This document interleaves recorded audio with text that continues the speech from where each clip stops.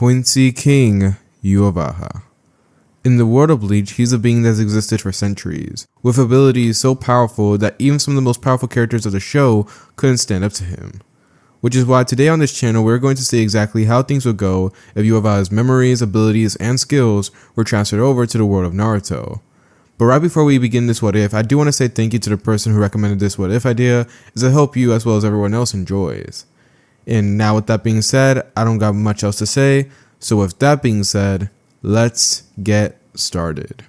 You're never gonna make it, you're not good enough. There's a million other people with the same stuff. You really think you're different? Man, you must be kidding. Think you're gonna hit it, but you just don't get it. It's impossible, it's not probable, you're irresponsible. Too many obstacles, you gotta stop it, yo. You gotta take it slow, you can't be a pro. Don't waste your time no more. Who the fuck are you to tell me what to do?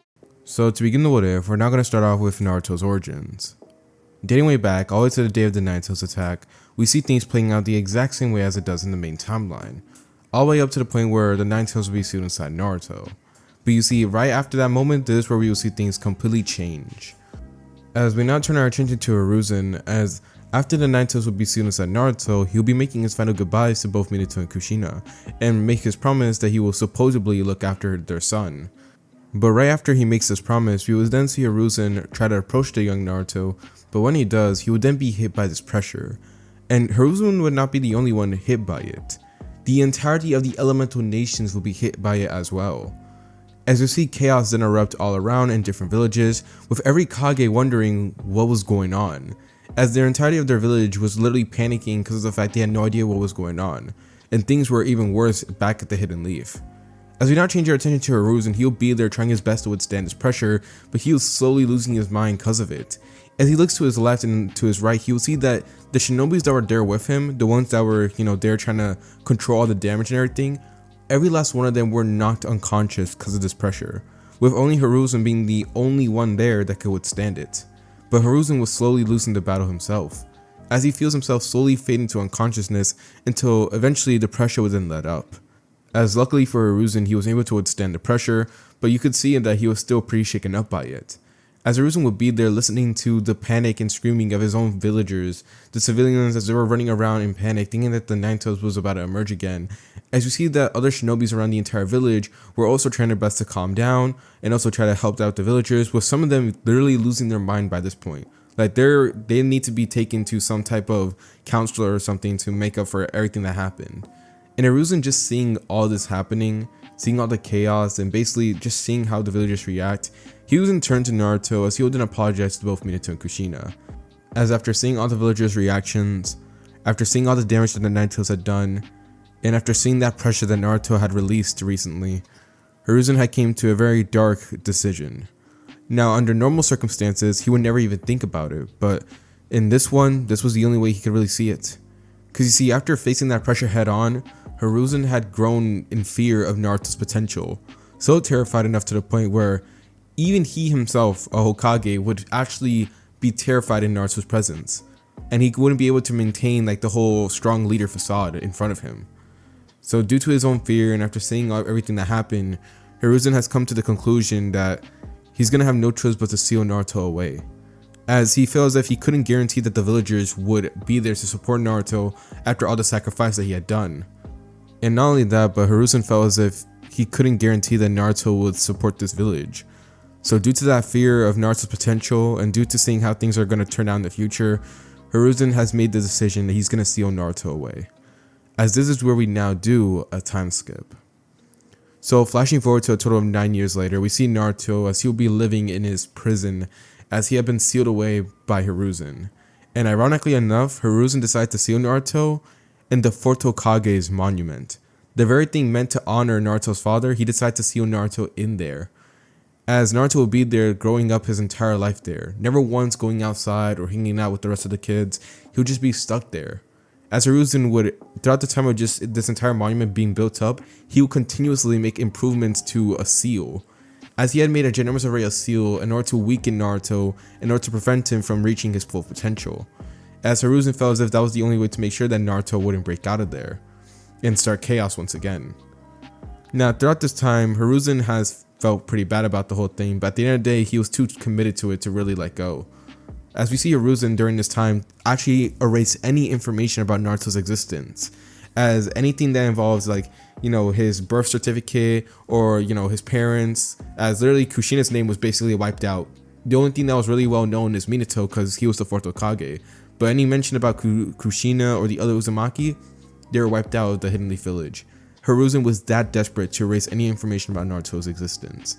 And this would actually cause people to come to the conclusion that the Nine-Tails was truly killed off, as it was so believable that even Danzo, yes, Danzo, the man who's always spying on Hiruzen 24/7, actually thought that the Nine-Tails was completely killed off. He didn't know about Naruto's existence either, as Hiruzen made sure that no one, and I mean no one, knew about Naruto's existence. Even his own personal Anbu, the ones that were there to guard him 24/7, they themselves couldn't even see a glimpse of him. As Hiruzen would always enter the facility where Naruto would be staying at, he would drop some food, and he doesn't even talk to him because he was that much in fear of him. All he did was improve the seal and leave.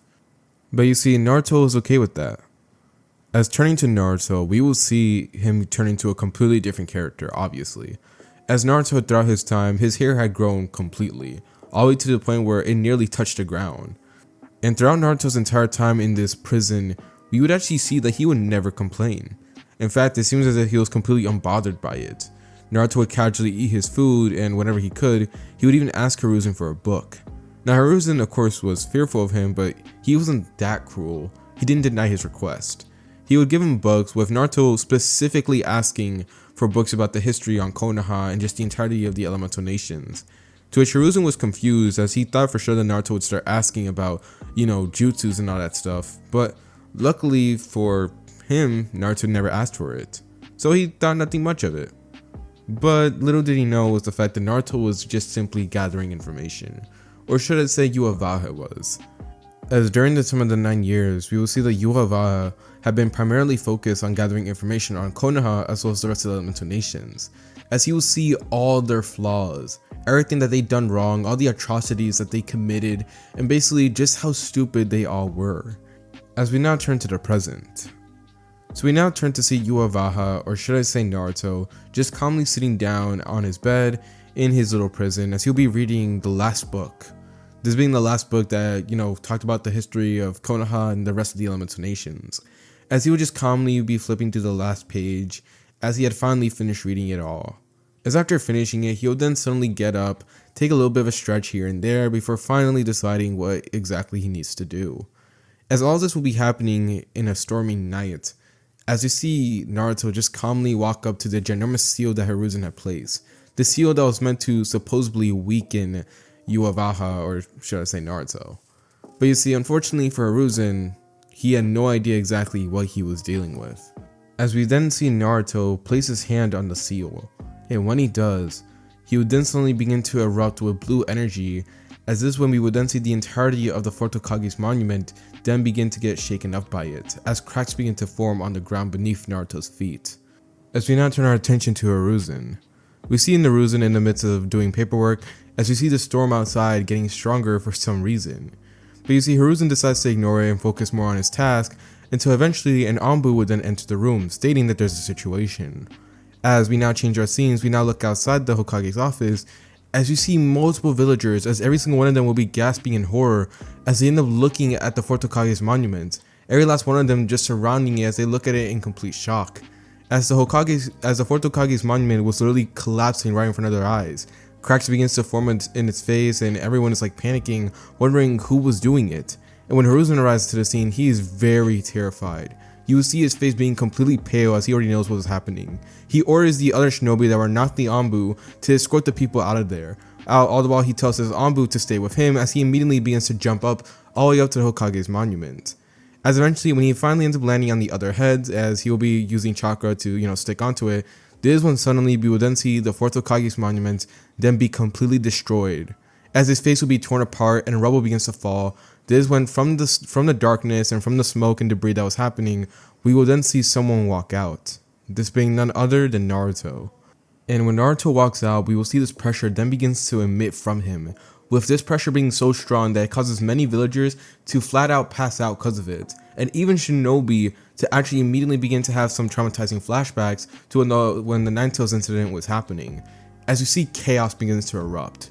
Hiruzen, in the midst of all of this, will be trying his best to stay strong for his village, trying to show a very strong and determined expression in order to let them know and reassure them that everything was okay as long as he was here. But unfortunately, Hiruzen was not All Might. As you can see that Hiruzen, if you actually pay attention to him very specifically, you can see that he will be shaking slightly because of Naruto's pressure, as he remembers literally being in the brink of it during the time of the whole Nine Tails incident, and still is pretty traumatized from the whole event, as his Anbu are just wondering exactly who could possibly emit such a pressure, considering the fact they don't know who exactly this individual is. Now turning back to Naruto, we will see him then look up into the sky as it will be raining harder because of his presence, as this is when he will then begin to go on a monologue, as he begins to comment on the state of the shinobi world, pointing out all their flaws and everything they could have done to make it better, and pretty much pointing out all the people's faults, including Hashirama, the so-called god of shinobi. And hearing this, of course, many of them were offended by it. Many of the shinobi, and more precisely the Anbu that were there, couldn't believe that he basically insulted Hashirama and many others that were part of the history of the elemental nations. But Hiruzen, he could already tell that something much more sinister was about to happen, as Hiruzen would then comment on Naruto, asking him exactly what was the point of him telling them all this, with Naruto turning to Hiruzen telling him that he doesn't want to fight. In fact, he just wants peace. He wants to go ahead and bring peace to the world. But the thing is, how Naruto said that he wanted peace, it was a much more twisted and demented way. As in Naruto's eyes, the way for peace to be achieved was to eliminate all the bad and keep all the good. Anything that Naruto saw as unholy or something that he just didn't seem like okay in his eyes, he would gladly eliminate it if it means that his peace will be guaranteed. And after Naruto makes this very clear as he looks at Hiruzen, this is when Hiruzen would then finally decide that he had enough of it, as he tells Naruto that he's going to be sealed away once again, and telling Naruto that he is too much of a threat to be roaming around in this world. And Naruto, after hearing this, says nothing more but chuckles. And Hiruzen, seeing this, says nothing more, as he will then charge at Naruto with a war cry, with his shinobis as well as the Anbu following along. But you see, just as all these guys were rushing at Naruto, this is when, to Hiruzen's horror, this is when suddenly 2 red arms would then suddenly sprout from Naruto's back, and they were ginormous, as they will then suddenly swipe away at some of the shinobis that were trying to flank Naruto on the side, as they will be all brutally sent flying. As Hiruzen looks at Naruto in a complete horrified look, as he then mutters that he couldn't have possibly done it. But Naruto, after listening to Hiruzen, would then suddenly smirk, telling Hiruzen that he has no idea exactly what he's capable of. As this is when suddenly we will then see clones of Naruto then begin to appear, as there will be 7 of them. But the thing is, this is when all 7 of them will then suddenly go through a very horrific transformation, as every last one of them will then get the Nine Tails cloak, as each one of them will be deeming either 1 tail, 2, 3, as the highest one that was there would be the 7 tails. And Hiruzen, seeing this, will be horrified, as well as the rest of the shinobi, as because of all these, different little Nine Tails that were there, this will end up causing a ginormous pressure to once again fall upon the Hidden Leaf Village and begin to stretch out to other different various places. As this is when we will then see Naruto then tell Kurama, as yes, he knows his name, to then go wild, with every last one of the clones that had the Nine Tails power infused in them actually smirking, as we will then proceed to then see a massacre happening. Every last one of Hiruzen's forces would then begin to get obliterated, as even the 1-tailed cloak that was there was still extremely powerful. As Hiruzen would then be seen trying to dash towards Naruto while avoiding all these 9 tails, as they were currently focused on wiping out the rest of the shinobis, as Hiruzen would try to get a 1v1 with Naruto as he tries to contemplate exactly how was this even possible. Which I'm just going to explain it in the most simplest way ever. During the time when Naruto had been sealed away for 9 total years, he as well as Kurama had came to befriend each other, which at first Kurama had no respect for Naruto, but after feeling that pressure he was terrified of him. But you see, Naruto was smart, or should I say Yhwach was smart, because you see he kind of played the empathetic card to Kurama. Basically he began to treat Kurama in a way similar to that of Hagoromo, the Sage of Six Path. But you see, he was unaware about his existence just yet. But basically, with the way that Yhwach was acting towards Kurama and everything, it's caused Kurama to kind of gain a soft spot for him before eventually deciding to lend him his power. And this is when Yhwach then states that he doesn't need it, but instead tells Kurama that he's going to offer him freedom, but wishes that he will be there to support him. And Kurama, after hearing this, obviously is going to accept the deal, as after all, out of all the humans that had existed for centuries, literally Kurama has been around for a very long time, none of them actually understood him as Yhwach did. So due to that, Kurama then agreed to it, as just like that, as we now come back to the present, this is the end result. As Kurama was just simply getting revenge for everything that the Hidden Leaf Village did, as he wanted so much to just simply tear apart the village, but knew that now is not the time. As Naruto would just calmly watch Kurama go on a rampage before suddenly he would then have to dodge out of the way of Hiruzen's staff. As Hiruzen tells Naruto that this will be the end of the line, as we now see Naruto and Hiruzen then face off against each other. Naruto starts off the fight by simply summoning out a blue sword, with Hiruzen of course countering with his bow staff, as we see the two of them then clash. As we see the two of them then begin to exchange blows back and forth, with Hiruzen gaining distance to perform certain amounts of jutsus, even summoning out shadow clones to face off against Naruto, but Naruto in response just simply ends up dealing with them the most efficient way possible. As using the spiritual blade that he had formed, he was easily able to obliterate all the clones, and when Hiruzen sent out different elemental jutsus, Naruto was easily able to overpower them. Now this caused Hiruzen to immediately get annoyed, but also realize just the type of predicament that he was in. As the main reason why Naruto was not finishing off Hiruzen was to simply show him that he was completely outmatched.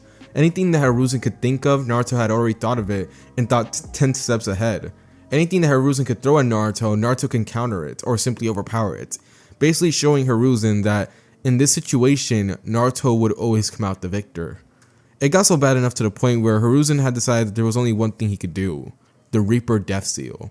As he would try to go through the process of going and using the jutsu, but the thing is, Naruto was not gonna just simply sit there and watch him go through a generous amount of hand signs, as he was easily able to kick away Hiruzen and prevent him from ever trying to get into the Reaper Death Seal.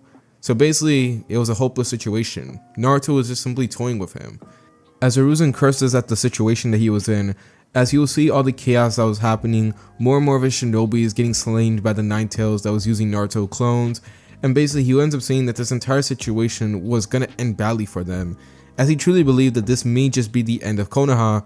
But right before he could really let the feeling of despair then set in, this is when suddenly hope then fills Hiruzen, as he would then see that Naruto would then collapse down to one knee. Naruto ends up cursing, as this is when we would then see the spiritual blade that he had formed then be completely fade away. As when Hiruzen sees this, he'll be actually smirking, as this is when suddenly he would then summon out 2 clones to restrain Naruto, and when he does, he will then go through the process of the Reaper Death Seal, as this is when he would then tell Naruto that he was not going to let him win. As you see, turning to Naruto, we see that currently right now he was actually struggling when it came to the 2 Hiruzen clones, and the main reason for this is because of the fact that Naruto's young body has reached a limit. As you see, Naruto's body isn't as strong as Yhwach's old one. So due to this, Naruto just simply didn't have enough stamina and endurance to wield all of Yhwach's old power. So due to this is when Naruto then comes to the realization that he's gonna have to do a retreat. As Naruto will grunt in frustration over his situation, this is when suddenly he would then see Hiruzen then rush towards him, as Hiruzen would then surprisingly end up landing Naruto with the Reaper Death Seal. As this is when the Shikigami would then appear, as Hiruzen would then tell Naruto that this would be the end of the line. But you see, Naruto doesn't say anything else, as he just calmly looks up at the Shikigami, as they will then try to reach for Naruto's soul in order to yank it out and finish him off. But this is when, to Hiruzen's surprise and also horror, he would then see that the Shikigami, as it would try to reach for Naruto's soul, he would then suddenly get burned and actually heavily damaged just by simply trying it. As we will see the Shikigami then return back to Hiruzen's side, but you see the thing is, it'll be sweating, and not only that, but it'll be looking at its damaged arm with a horrified expression. As Hiruzen would then turn to Naruto with a obviously shocked expression, with Naruto calmly reminding Hiruzen exactly what he said at the beginning of the fight, that Hiruzen had no idea exactly what he's capable of. And after hearing this, we would then see Hiruzen then get shaken to his core. As this is when Naruto would then give Hiruzen a friendly reminder stating that the Shikigami still hasn't gotten a soul. As Hiruzen would then turn to it, this is when we would then see the Shikigami as it would have a very enraged expression. As right before Hiruzen can really make a case or really do anything to stop it, the Shikigami would then grab Hiruzen's soul before yanking it out. As Hiruzen, the very last thing he would ever see will be Naruto just calmly staring at him with cold eyes, as he can't help but feel as if Konoha may just be doomed, as he just wonders what type of future is going to be created with Naruto roaming around now. As this will be the end for Hiruzen. As now with Hiruzen gone, this is when Naruto would then call Kurama off, as you see every last bit of the Naruto clones then suddenly vanish, leaving him alone. And when the Anbu see this, they immediately rush at Naruto, trying to stop him from getting away. As Naruto would then suddenly end up beginning to go on another monologue, before finally finishing it off by declaring that this will be the beginning of a new era. As with that being Naruto's final saying, this is when the Anbus would then try to slash at him, but just as they try to do so, Naruto would then vanish. As Naruto has successfully teleported away from Konoha, and actually successfully made them all look like a joke. As the very last thing we will see for now from the Hidden Leaf Village will be a bunch of their shinobis rushing over to Hiruzen, as every last one of them would then begin to mourn the death of the third Hokage. As this is where we now do another time skip. So we now pick up the story after a total of 3 years later, as we end up seeing the Hidden Leaf Village once again, but they're going through pretty big changes. Cause you see, after Hiruzen's sudden death, since no one really saw it coming, this caused the Hidden Leaf Village to take quite a massive blow. And due to them needing a new Hokage, and due to Jiraiya being out the village and Kakashi just being not mentally ready for the position, they chose the next person best in line. This being Danzo. As once Danzo was elected as the next Hokage, he immediately during those years had already made changes to Hidden Leaf Village, with the very first one being the Academy, as he changed the graduation requirement while also making the place way more brutal for upcoming shinobis. As by the time of graduation, out of all the 40 students that had decided to enter the academy, only 5 to 10 of them passed, with most students quitting in the very first month of the academy, since many of them couldn't handle it. I mean, think about it, not many of them are from a clan or from, a household or really anything like that. They're regular civilians getting thrown in the most brutal program imaginable. As we now turn to the latest graduation, this being none other than Sasuke's class, and this being the Rookie 9. As you see that out of all the Rookie 9, only 4 of them were able to pass. Only 4 students. This being Sasuke, Shikamaru, Shino, and Hinata, with all of them being pushed to their absolute limit due to the harsh training that they went through during the academy. As many of the civilians that decided to try to join to become shinobi failed on their very first day, with none of them even making it to the month, as only the clan kids remained, and even the clan kids struggled. As you can see, so far 4 of them were able to make it while the rest of them were left behind. And speaking about the 4 that graduated, we will see that every last one of them had changed both physically as well as mentally. As due to the harsh environment of the academy, they were kind of forced to get out of their mental barriers and were pushed to their absolute limits. As we see that mentally, we will see Sasuke, Shikamaru, Shino, and Hinata basically all losing the inferior trait that they had. So that means that basically Shikamaru lost quite a bit of his laziness, as he can only do that at home now. Sasuke has lost a large amount of his superiority complex, mostly because of the fact that in the academy you were shown that basically no matter how strong you are, there was always someone stronger than you. Hinata had lost her shyness, mostly because of the fact that they would literally, Danzo is harsh when it comes to his training. There is no room to be shy. And Shino, well, he wasn't really shy or really anything like that, but he had to be much more communicative when it comes to his teammates. So due to that, he became more talkative. As by the end of the academy, every last one of them were battle ready, especially for missions outside of the village. As turning to the following months after that graduation, we will see every single one of them go on various different missions. But you see, during that time, we will see that Sasuke begins to notice that something is off, as the sensei that Sasuke was assigned to had actually been treating him kind of differently compared to his other teammates. As while his teammates get a large amount of training from their sensei, being pushed to their absolute limit and of course growing in power, Sasuke would feel himself slowly being left behind, considering the fact that their sensei would give him the bare minimum, as Sasuke would have the least amount of training compared to his other teammates, causing Sasuke to fall behind them. And of course Sasuke tries to make up for it, as after going on missions and everything, he would try to push himself even further. But unfortunately for Sasuke, due to his teammates having an actual sensei to guide them, and also Sasuke not having any clue at all exactly which direction should he take his training, this would cause Sasuke to always fall short behind his teammates, as no matter how hard he tried, unfortunately he was never able to bridge the gap. And soon, one day, all that would actually catch up to Sasuke. As on a very certain mission, as him and his team were outside of the village, we will see Sasuke facing off against an enemy shinobi. But during the time of facing off against the enemy shinobi, he was moving way too fast and was way too strong for Sasuke to counter, even with Sasuke's Sharingan.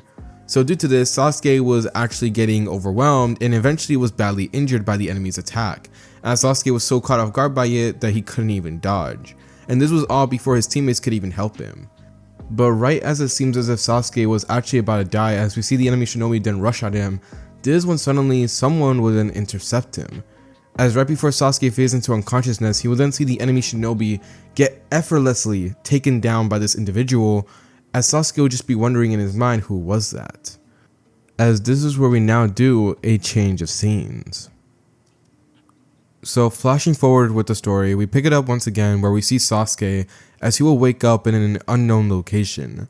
Now, before he thinks that he could be held captive by someone, this is when suddenly someone would then open the door, as this will be revealed to be none other than Naruto. As Naruto would then be accompanied by many others, as this is when he would then tell Sasuke about the whole situation, about what happened, all the while Sasuke is trying to figure out exactly who is this guy. Because you see, even though Naruto is hiding it, Sasuke could tell that he's hiding it. Sasuke could also tell that Naruto was extremely strong and dangerous. As even though Naruto was restraining his energy, Sasuke could sense the presence of a Hokage, as Naruto was leaking energy up to that level, and that caused him to actually feel jealousy but also a little bit of fear.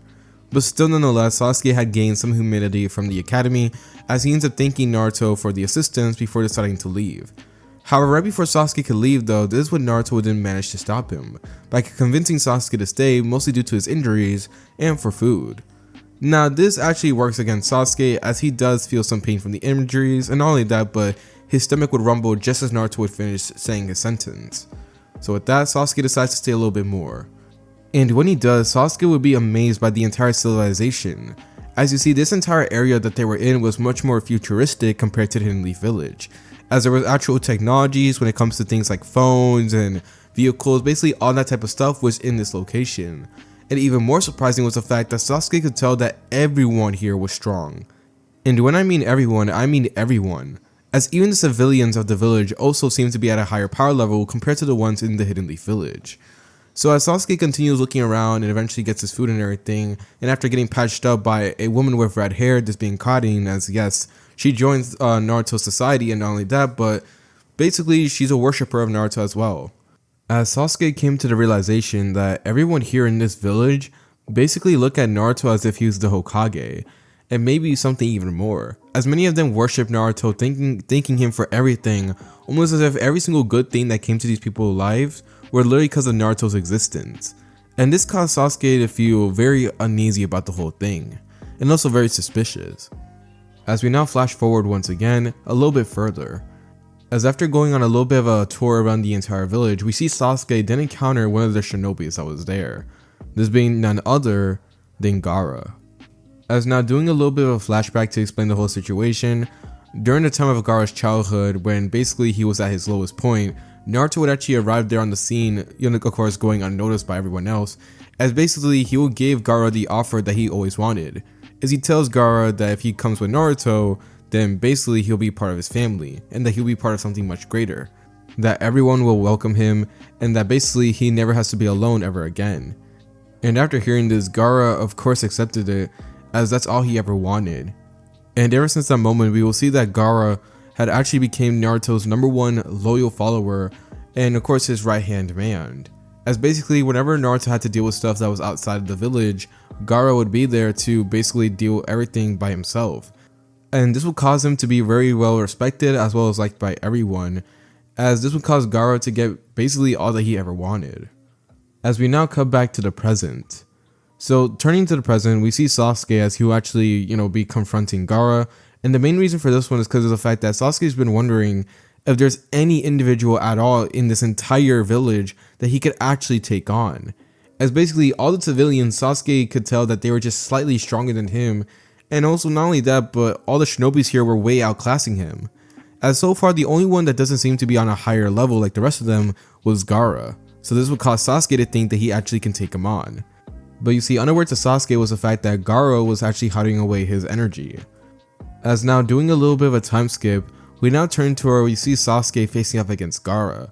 Now many of the villagers are cheering and everything, since this was actually quite an event here at the village where basically they'll be having one-on-one matches to see exactly how strong people have become. And seeing Gaara being the one to actually fight would actually cause them to be even more hype about it, considering the fact that Gaara, well, he rarely fights, since there wasn't really too many occasions where some of the strongest members of the entire village actually need to use their power. So now with that being said, this is where we now turn to the fight, as we see Sasuke immediately rushing at Gaara as he tries to get into a taijutsu battle with him. But to his absolute surprise, Gaara was actually able to counter every last one of Sasuke's hits with ease, as Sasuke was not able to make him budge from the spot that he was actually in the entire time. So this would cause Sasuke to jump back, as he would then blitz into the hand signs before suddenly shooting out a ginormous fireball. Now everyone begins to cheer at the display, as Sasuke thinks that he may actually be able to force Gaara to move, but to his absolute surprise, Gaara just calmly, without any hesitation at all, just backhand away the fireball, causing it to immediately just disperse and do zero damage to him at all, as not even his clothing were damaged because of the attack. Now Sasuke begins to sweat a little bit, as he couldn't believe that people here were just this strong, or better yet, he still can't believe that he was this weak. As you see, that's actually something I forgot to mention. Now while yes, Sasuke has lost his superiority complex, the one thing he hasn't lost is his inferiority complex. Basically the idea that just because someone does something just a little bit better than you, you automatically think that you're below them. So due to that, Sasuke is already beginning to have thoughts about maybe being outclassed by this guy, but he decides to shake it off for now as he tries to continue fighting. And yeah, I'm not gonna lie to you, Sasuke loses this fight badly, as no matter what he threw at Gaara, Gaara was simply able to overpower it and counter it. Not only that, but Gaara had not once moved from that spot, causing Sasuke to be even more humiliated, as now turning to the final moments of the fight, we will see Sasuke get sent flying into a crater, as he had just gotten punched out of the entire arena thanks to Gaara, as this is when suddenly the announcer would then announce that Gaara had won the fight, and causing everyone that was in the stands to immediately cheer for him, as they all begin to chant Gaara's name, with Gaara actually smiling because of this. Now turning to Sasuke, as we currently see him outside the arena, as he'll still be in the crater, as he'll be looking at Gaara in shock, we will see him begin to slowly fade away into unconsciousness, as he just wonders, what has he been doing with his life? As this is where Sasuke will then once again fall into unconsciousness, as we now do another time skip. So picking up the story once again, after Sasuke awakens, we end up seeing him as he will just be there laying down in the hospital room of the village, as he would just be contemplating about what he just experienced throughout this entire time of being here. He faced off against literally one of the strongest shinobis that were there and was completely outclassed by them, which is understandable. They're one of the top shinobis there. But what about everyone else? What about the civilians? As he could sense that every single one of them were at least equal to his level, if not greater than. As Sasuke couldn't believe that even with all this training, he was still not strong enough. Not strong enough to beat up a regular civilian in this village, and possibly, no, obviously, he's not strong enough to beat up Itachi as well.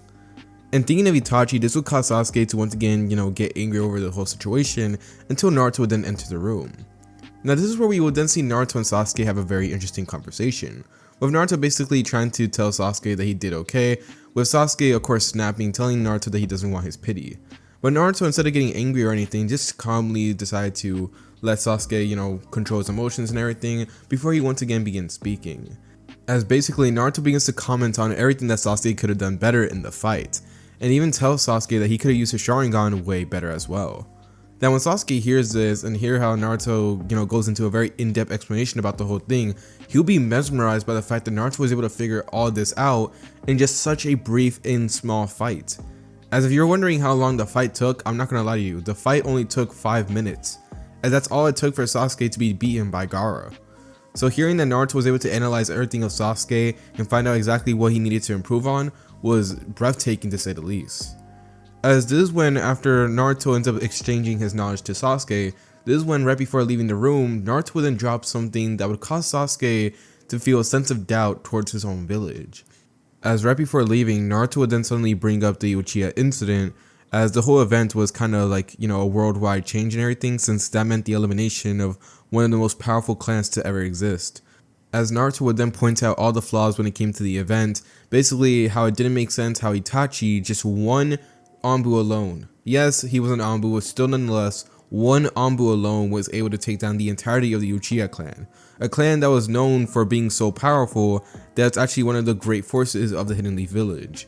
So yeah, it just simply didn't add up. And not only that, but Naruto also begins to drop certain hints that there might be someone else pulling the strings. And this caused Sasuke to actually question Naruto fully exactly who he was, with Naruto telling Sasuke that he'll know eventually, as after that he would then leave the room and also leave Sasuke with his thoughts. As we now end up doing another time skip. So turning to the very next day after the whole talk with Naruto and everything, we see Sasuke now preparing to leave the village, as finally it was time for him to go since he's been away from the Hidden Leaf village for way too long. Now all the villagers will say their goodbye to Sasuke, even giving him some resources to help him along his journey, and some food of course, as this is when the final person to say goodbye to Sasuke would be Naruto, with Naruto hoping that Sasuke has a safe travel. But the thing is, when Sasuke shakes Naruto's hand, he'll be feeling kind of odd by the whole thing, as Sasuke still had multiple amount of questions to ask Naruto, and not only that, but he saw just how powerful everyone was and wanted to know exactly if possibly they could make him that strong. But luckily for Sasuke, it was almost as if Naruto could read his mind, as right before Sasuke would leave, this is when Naruto would then give him a parting gift. As faster than Sasuke could react, Naruto would then put a hand on Sasuke's forehead, as in the next second we will then see Sasuke then get flooded with a large amount of energy, as Sasuke would then collapse down to the ground, as he ends up backing away from Naruto in complete shock, asking him what did he do. But this is when Naruto would then smile, as this is when he would then casually end up pulling out a kunai and showing it to Sasuke.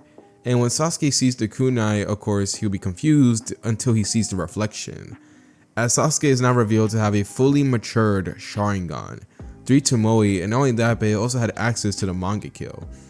Now Sasuke will be so confused. He'll be asking questions like how did Naruto do it, but this is when Naruto would just simply tell Sasuke that it was time for him to go. As right before Sasuke can really do anything or really try to rush over to Naruto to get answers, this is when suddenly he would just simply be teleported away. As already once he was inside the village, and the next moment he was out of it, stranded in the middle of nowhere.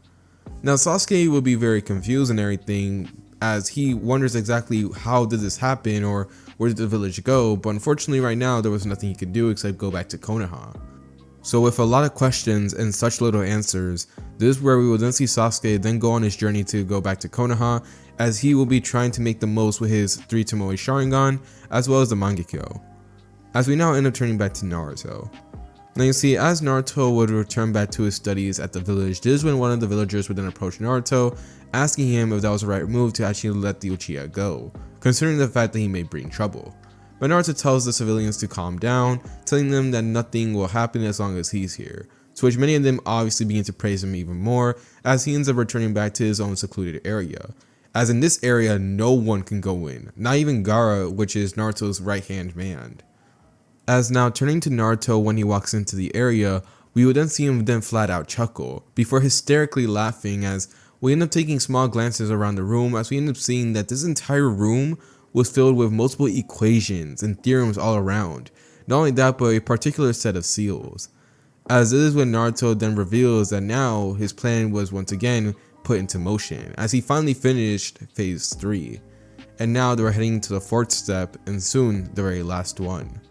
As you see, by this point now, Naruto has been playing his cards very well. He's been building up his village, building up his comrades, his soldiers, his followers, and not only that, but he was also building up his own power. As it took him quite a few years in order for him to actually get the theorem down, but eventually and finally he was able to crack it. And things were now ready to go into full motions, as all they were needing was a few more things. And speaking of those few more things, this is when Naruto, after chuckling and calming himself down, he would then actually end up exiting out the room to go into a meeting, as he calls up his top soldiers. Now the top soldiers of this village will be none other than Haku, Fu, Yujito, and Gaara. As you see, throughout the time of Naruto's journey, he would actually encounter many individuals that are living in troubled situations, as whether it be an entire village about to collapse due to poverty, or it will be those that have a very tragic backstory and are ostracized by their own village, and basically so on and so forth. And whenever Naruto would see this, he would of course help them in their situation, which all he wanted in return was their loyalty to him and to follow his every command, to which they obviously do so. And due to this, Naruto will be seen as not just like a Hokage figure in this entire village, but instead he would actually be seen as more of a deity, as they saw him as a being that was going to be able to bring the end to the shinobi world, and bring in an entirely new era of peace. So due to that, Naruto would have a ginormous amount of loyal followers ready for his command at any moment. But enough of that being said, let's turn back to the meeting, as we end up seeing Naruto discussing with his top soldiers about their next mission. as Naruto wants them to actually go to the Mist Village and basically resolve the war.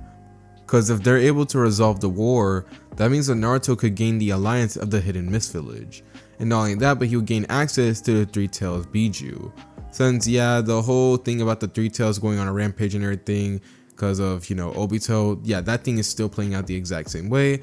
But luckily, Naruto is here to intervene in the whole event, by of course sending his top soldiers. And these soldiers would immediately agree to the task at hand, as these guys were so devoted to Naruto that they would be willing to sacrifice their own lives just to make sure that Naruto's goal would succeed. To which Naruto was okay with it, but he assures them that none of that would actually happen, since after all, who in this world could actually take him on? So with that, this is where we would then see Naruto's soldiers then leaving Naruto by himself as he ends up looking out of the window of his entire village, smirking in anticipation for the future to come, as he could already tell that by now tides were about to shift and things were only just getting started. As this is where we now end up doing another time skip. So flashing forward to a couple of weeks later, we end up seeing Sasuke as we end up seeing him arrive at the Hidden Leaf Village. And after getting interrogated and everything to make sure that was actually him, we see him once again get placed right back into his team and undergoing training. But throughout the time of training, Sasuke just couldn't help but feel disgusted, as once again he would feel the mistreatment that he was getting from his sensei. As although he was treating Sasuke completely neutral, once again he was pushing Sasuke to the side and not giving him the training that he desired, the training that he needed. And to make things even worse was the fact that the only reason why Sasuke was the strongest one on his team currently was because of the fact that he was able to awaken his fully mature Sharingan due to Naruto's help. So this made Sasuke feel even more anger and resentment towards his village. And not only that, but also feel suspicion. Cause you see, the thing is, after leaving Naruto's village, Naruto's words resonated in Sasuke's head. And this would cause him to do a little bit of snooping around the entire village in order to find more information when it came to the Uchiha massacre. But you see, when he was doing this, he would then be surprised to hear that almost every single bit of information when it came associated with the Uchiha massacre, almost all of it was forbidden. As basically only certain high levels of Jonin and Anbu, as well as the Hokage, could actually view the information. And even to the Jonin as well as the Anbu, the information was hidden. So this caused Sasuke to of course be very surprised, as the only information that was really out there was the one that he already knew and experienced. This being the fact that, of course, Itachi killed off the entirety of the Uchiha clan, and that was just it. But any other information related to it was completely forbidden. And this caused Sasuke to be even more suspicious about his own village. As we now once again flash forward with the story. Now turning to the tuning exams. So when the tuning exams are kicked off, we will see Sasuke and his team immediately gain entry in there, as they're able to get past the very first few portions with relative ease. But it was during the time of the Forest of Death that we will see things obviously change from the canon. Because you see, during the time of the Forest of Death, we will see Sasuke as, by this point, him and his team just simply already gotten a scroll and were actually about to finish the Forest of Death. But on their way, they will then encounter none other than Orochimaru, who is in disguise. Now when Orochimaru arrives, immediately he decides to actually test Sasuke, as he blows away Sasuke and pretty much isolates him from his other teammates, causing Sasuke to have a 1v1 against Orochimaru. And even though Sasuke has a pretty mature Sharingan, unfortunately that still wasn't enough to beat Orochimaru, as Sasuke still ends up losing to him. But you see, the thing is though, Sasuke did really good in this fight, as he was able to force Orochimaru to body substitute twice during this fight, which also surprised the Snake Sanin, as this made him extremely happy about Sasuke's potential. But the thing is, right before Orochimaru could really, give him the curse mark and everything, this is when Anbu members would then arrive, basically telling Orochimaru that the Hokage wants to have a discussion with him. Now this will surprise Orochimaru but also interest him, considering the fact that he was known as a missing nin throughout the entire village, and he was wondering why these Anbus were not just hunting him down. But if the Hokage wants to have a discussion, then it was completely fine by him. As after all, if anything went south, he can just simply escape. That's what he was good at. So with that, Orochimaru then decides to leave, along with the Anbu, as he doesn't even give Sasuke the curse mark, leaving Sasuke there on the ground beaten. As Sasuke will be looking at Orochimaru as he left, as he still can't believe that he is still so weak. And not only that, but he also came to the full realization by this point that now the village was truly holding him back. And not only that, but he also felt as if he couldn't trust the village anymore. Because you see, after withholding information about the Uchiha massacre, after holding him back when it came to training, And not only that, but now with this whole Orochimaru thing, as he literally just got beat by this guy, and they're already bringing him to go see the Hokage, by this point, Sasuke's suspicions have reached their max to the point where he now fully distrusts Konoha. But unfortunately for now, he has no idea exactly what to do with this distrust, so he decides to move along with it. As soon, he would then meet up with his teammates and then go into the final round of the Chunin exams. And just in case, for any of those wondering exactly what went down in the preliminaries, it was really not that impressive as it was in the main timeline. All you need to know is that Sasuke and his team were able to pass it, so yeah, there's that. But still, nonetheless, this is where we're now going to change our attention to Naruto. So currently right now, turning our attention to Naruto, we will see him having a meeting with the leaders of the Hidden Mist Village. As you see, by this point, after the weeks that went by, we will see that Naruto as well as the rest of his soldiers have been able to stop the war at the Hidden Mist Village, causing them to be highly praised, and not only that, but causing the village to want no choice but to align with them, considering the fact that they really helped them out greatly in the war. As after the both of them then signed a contract, this is where we would then see the Hidden Mist Village actually align themselves with Naruto's village. As after this, Naruto would then thank them for everything, with them obviously doing the same thing, as Naruto did everything and he was the reason why they won the war in the first place. So they thank him for his assistance, to which he tells them it was just fine. As with that, we would then see Naruto as well as his soldiers then leave the area. But while they were doing so, however, unknown to the rest of the Hidden Mist Village, Naruto had decided to take away the body of the Three Tails. The reason why is because of the fact that he was going to need it for something very important. But just as they arrived back at the village, this is when suddenly one of the soldiers would then speak up, this being none other than Haku, who basically explains that throughout the time of actually taking down the Three Tails and everything, that he had encountered a couple of the members of the Akatsuki. Because you see, sometimes whenever they were going out on different missions, I'm talking about Naruto's soldiers, they would have an encounter with the Akatsuki once in a while. And the Akatsuki, whenever they see what these guys are doing, was correlating with their own plans, whether it be it meant taking down a Biju or taking very important resources that they could use, this would cause the Akatsuki to have no choice but to take these guys down. But unfortunately for them, Naruto's top soldiers were way stronger than the Akatsuki. As by this point currently, we will see that the Akatsuki had been severely weakened, with them losing a couple of members, these being the members such as Deidara, Kakazu, Hidan, and Sasori, as every last one of these guys were immediately finished off by Naruto's soldiers, as this meant that the Akatsuki's numbers was literally cut in half basically. And not only that, but they lost some of their heaviest hitters. They're not that much of a threat anymore. As so far, the only one that can really seem to be a threat in anyone's eyes is the leader, since his abilities are still very unknown. But once again, turning back to the conversation, we will see Haku finishing up the report as he basically explained the whole interaction when it came to the Akatsuki member, and also explained how he as well as the rest of the team finished him off. And if you're wondering which Akatsuki member it was, well, it was Deidara. As yeah, I know I brought him up earlier, but still, Deidara was finished off during this point. Now Naruto of course thanks him for the report, as after that we will see his top soldiers then disband, as Naruto would then be left by himself. And when he is, Naruto would then go into his office, as we see all the theorems and formulas and the seals all around the entire place. And when Naruto arrives, we will then see him place the body of the Three Tails host on the ground, as this is when he then smirks, as now everything was ready. As by this point now, Naruto has gotten everything in place in order for his plan to fully go into its final step. As now the only thing he needs to do is really take action when it comes to these final steps, and that'll be it. As with that, this is where we will then see Naruto leave his study, and when he does, he will then contact Gaara. And not only that, but the rest of the other soldiers once again. They would of course arrive in a heartbeat, since they don't, care about anything else that they're doing. As long as Naruto calls them, they will be there. As this is when Naruto would then give them a mission, as he just calmly gives them a folder and tells them to drop it off at Sasuke's estate, telling them that this will be Naruto's way of giving a gift to Sasuke, and not only that, but for the rest of the Uchiha clan. As after that, we will then see Naruto's soldiers leaving Naruto by himself, as he will then suddenly summon out 2 clones. Now when these clones arrive, they look at Naruto expectantly, as Naruto would just simply nod his head at the 2, to which they will nod their head as well. As just like that, we will then see Naruto's clones go into different locations, each one of them willing to fill out the purpose that they were summoned out for in the first place, leaving Naruto by himself, as this is when Naruto would then head back to the study, as now the final plans that he needed to do were now in motion.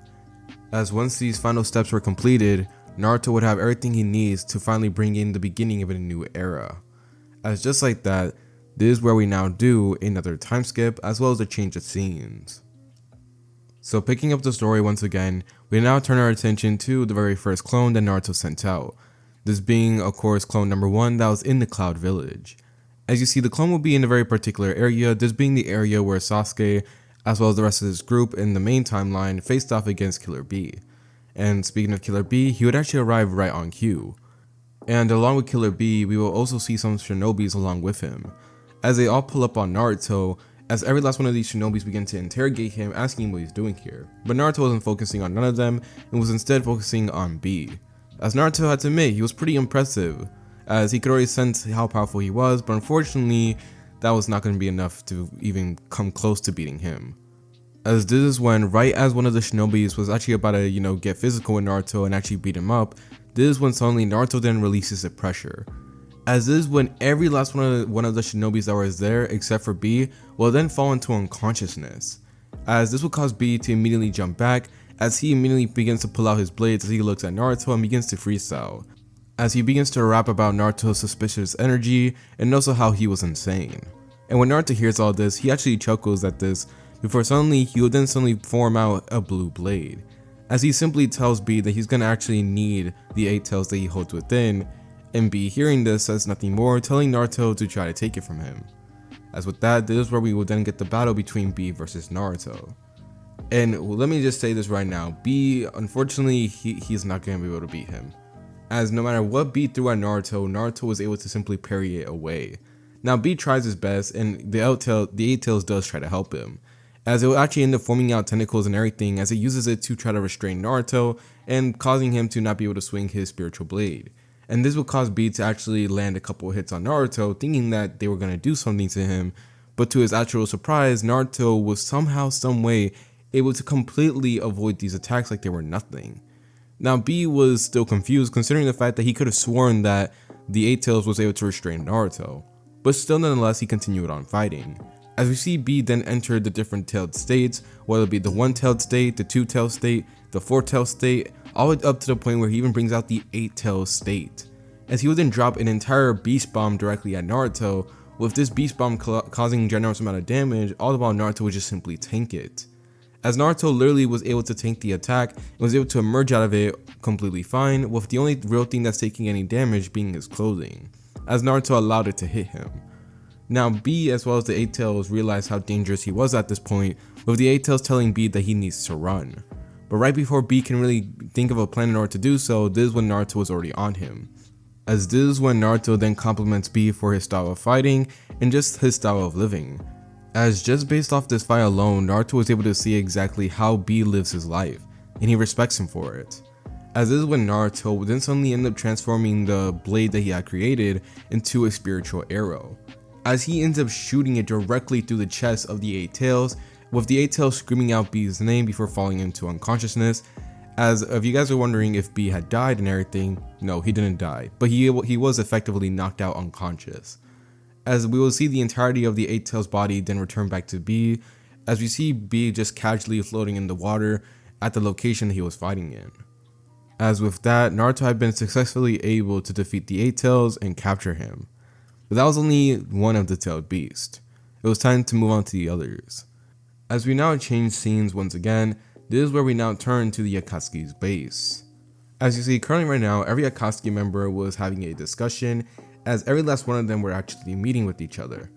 As the Akatsuki right now was trying to find out exactly who was taking down their members, and also who to replace their members with, considering the fact that they needed more power. And although these members that they currently have are strong, it won't be strong enough to take on, all the tailed beasts when the time comes. Especially when it comes to the 9 tails when it re-emerges. And you see, currently right now, as they were all discussing this though, this is when suddenly they will then feel a pressure like outside. As it will be so powerful that it shakes up the entirety of the base that they were in. As we end up seeing every member of the Akatsuki actually panic a little bit as they all look around wondering where is the source of this pressure, with Pain using the Renegon to scope out the area before eventually finding the source. As turning outside of the base, this is where we will then see the other Naruto clone, as it will be casually just levitating above the base. and when it does, this is when suddenly we will then see multiple blue blades then form from the sky, as this is when Naruto will just simply raise his hand up in the air before finally dropping it. As this is where we will then see multiple blue swords then actually pierce the base of the Akatsuki, as literally you'll be getting completely destroyed by them. Now while this chaos was happening, as we see inside the base all the members of the Akatsuki trying to dodge out of the way of the attack, we will then see this Naruto clone then begin to go into a very certain location. As you see, maneuvering through all the rubble and destruction that was happening around the base, Naruto finally found the place that he was looking for, this being the Ghetto statue. As when Naruto sees the Ghetto statue, he immediately approaches it, as that was exactly his main objective here.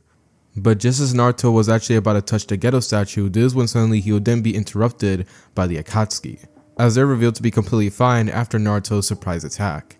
As with the Akatsuki now confronting Naruto, and Naruto just calmly waiting for them to make the first move, this is where we will then get the fight between Naruto versus the Akatsuki. Now the fight would start off immediately, as this is when Naruto would then see that his vision begins to get warped, this being obviously due to Itachi. But Naruto is able to casually break out of it, and when he does, this is when suddenly he would then see Samehada actually about to slice into him and completely cut him in half, as Kisame would try to get an instant one kill shot. But the thing is, however, Naruto saw that coming, as during the time when Samehada was swinging down, we will then see Naruto form out the spiritual blade, and when he does, he actually ends up doing something so shocking that it causes every member of the Akatsuki to then freeze up, as Naruto, with such speed that none of them are able to see, he was able to completely cut in half Samehada, as we will see the chakra devouring blade be completely destroyed, as we see his pieces then collapse down to the ground, with Kisame being the one to hold his hilt as he looks at it in complete shock. But before he can really register about what just happened, this is when suddenly Kisame would then get hit with a nasty gut punch, one so hard that it causes him to kind of pull a Dragon Ball Frieza reaction, like when Goku punched Frieza in the gut. Yeah, it was like that, as Kisame then gets sent flying back to his teammates. But right as Naruto was about to chase after him again in order to continue on the beating, this is when suddenly he would then be slammed into by a ginormous bird with Renegon eyes, as this being due to the fact that the Pains had decided to take action. As now with Naruto seemingly caught off guard, this is where we will then see every single member of the Akatsuki that was left then rush over to attack him, as Naruto would then get bombarded with different attacks, getting put under a genjutsu by Itachi, getting hit by multiple strong water attacks from Kisame, and of course getting hit with multiple different attacks from her Gekigenkai from Konan, as basically he would just be completely overwhelmed, or that's what it seemed. As we end up seeing the Akatsuki then supposedly finish off Naruto, as we see Pain then appear right above Naruto as he was just casually in the air after getting tossed up there. As is when Pain would then land Naruto with a powerful Shinra Tensei, with this attack slamming Naruto extremely hard into the ground and causing him to crater in and supposedly be killed off. As with that, it seems as if the Akatsuki had won against the Quincy King. But unfortunately for them, however, they were very wrong. As during the time while the Akatsuki was making sure that Naruto was truly dead, as they actually go down to the area where he crashed, this is when, as they were looking around, Itachi would then see that something was wrong with Kisame, that he was extremely quiet. Now just as Itachi would then look at him, he would then be surprised as Kisame would then suddenly hit the ground face first, as you can see multiple blue blades of spiritual energy actually be slammed directly into his back, as he looked like a pincushion. And seeing this, every member of the Akatsuki that was there would be caught off guard, but right before they could really do anything, this is when suddenly they would then hear Naruto's voice then boom out, as they would see Naruto just casually standing right there in front of them, as they would actually back away considering the fact they didn't even sense him, they didn't hear him, they didn't even know he was there. As they all literally back away from him as they try their best to make some type of conclusion as to how he was able to pull all this off, this is when Naruto will then casually begin to reveal exactly how he was able to survive all of it. Cause you see, during the time of the fight, as every single member of the Akatsuki was throwing their respective attacks at Naruto, right before these attacks would land, in the very split second, you could see that Naruto was able to stop it. He was literally able to block every last one of these attacks using his finger alone. As now turning back to Naruto after he's done explaining, we can see every member of the Akatsuki just looking at him in complete shock. As Naruto seeing this would just simply end up approaching them, and when he does, the pressure that he begins to release begins to go higher and higher, as this will cause every member of the Akatsuki to then freeze up, and this would then suddenly trigger something in Itachi, as he then recalls this once before, as he then remembers all the way back during the time of during the whole time of the Nine Tails incident, he remembered a pressure like this, one that was so strong that it shook up the entirety of the Hidden Leaf village. But unaware to Itachi was the fact that this was felt all over the elemental nations. But still, seeing this pressure and sensing it, this is when Itachi then gets a very irrational idea, as he believes that Naruto may just be the reincarnation of the Nine Tails, and he openly states this. And this will cause, of course, both Pain and Konan to look at him as if he was insane, only for Itachi to then get into details about the whole thing. And when he does, this will cause Pain to immediately narrow his eyes, as he realizes that everything he wants, everything that he needs right now, is right in front of him. As if he could actually get the Nine Tails' power, then that means that his goal for peace will be much quicker. So with that being said, this is where we will then see Pain use the final technique that the Rinnegan could use, this being the Chibaku Tensei. As now, turning to Pain as he was in the midst of this action, he would then let out a ginormous battle cry using the Shinra Tensei to attempt to push everyone away, and more precisely Naruto. But unfortunately for Pain, however, Naruto is able to completely resist the Shinra Tensei and not budges an inch. As Pain, seeing this, will then let out another battle cry as he ends up releasing the Chibaku Tensei. Now when the Chibaku Tensei is formed, we will see the meteor then be right above Naruto, as he'll be staring at him menacingly right before Pain would then try to slam it down on him. But unfortunately for Pain, however, Naruto will look at this and smirk. Cause you see, Pain, what he didn't know was the fact that Naruto already saw this coming. Not only that, but he already had multiple ways to completely counter it. But he decides to counter it in a way that shows just how strong he is compared to everyone else. As this is when Naruto would then tell Pain that he has no idea exactly what power of a true deity is.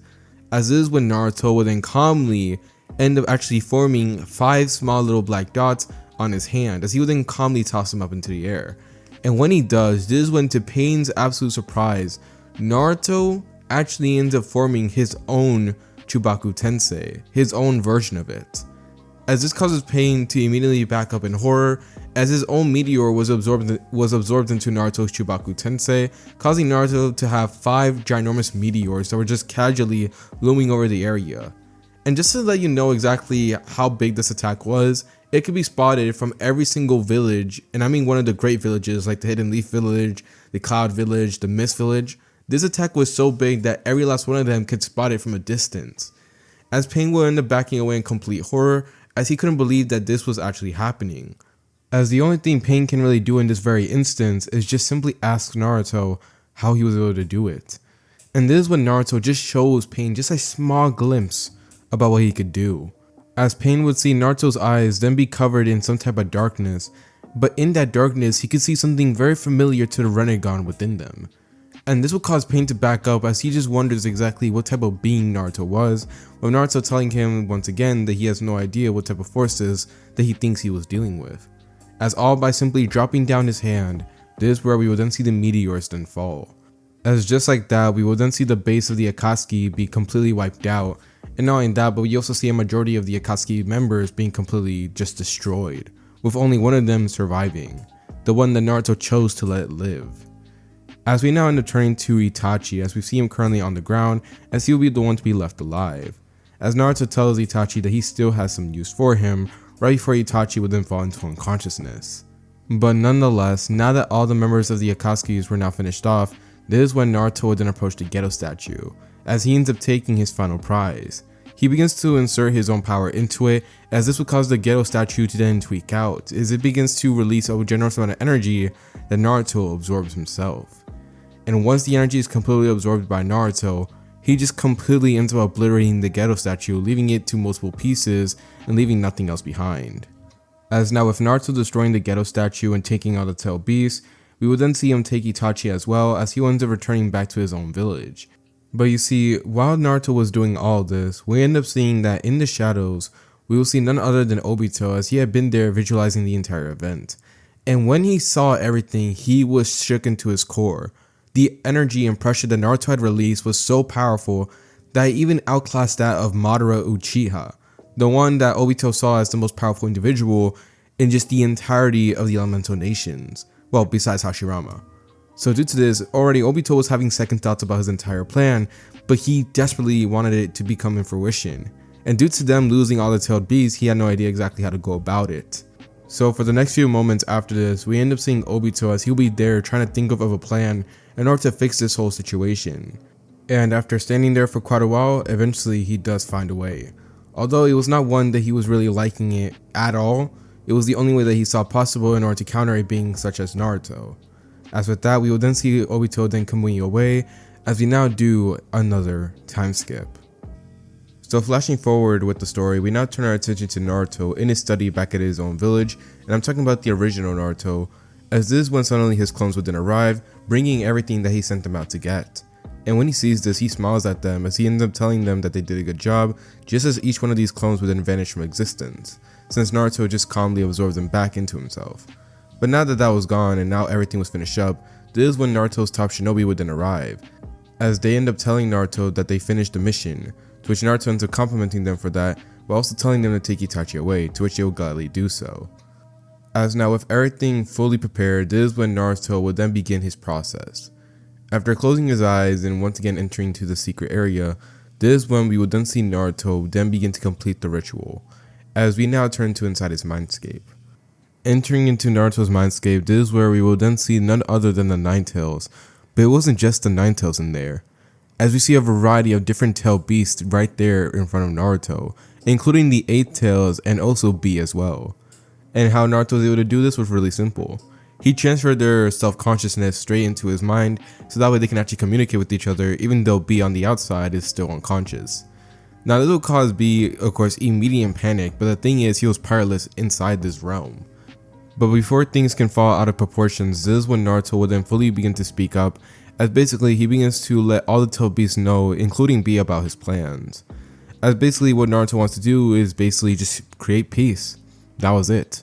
But you see, Naruto, he knew his sense of peace was of course very warped to some people, but at the end of the day, it was the only peace that he could truly know of. As he truly believed that the only way to achieve peace in the elemental nations was to remove all the root of their evils and once again start things anew, since he believed that already in this era too many people have been tainted by it, as he only was able to find a select few of individuals that weren't, and those individuals are currently in his village. And after giving this very brief explanation to the tail beasts, as well as making sure to actually give them their own points and everything, basically he's over here trying to convince the tail beasts exactly why they should go along with his plan. Eventually, after a little bit of persuasion, they do end up actually agreeing to it. As with Kurama backing him up, as well as the 1 tails, the 2 tails, and basically like half the tail beasts that were there, this will cause the other ones to then fall in line as well. Now this will of course immediately cause B to panic, as he would then begin to actually speak up.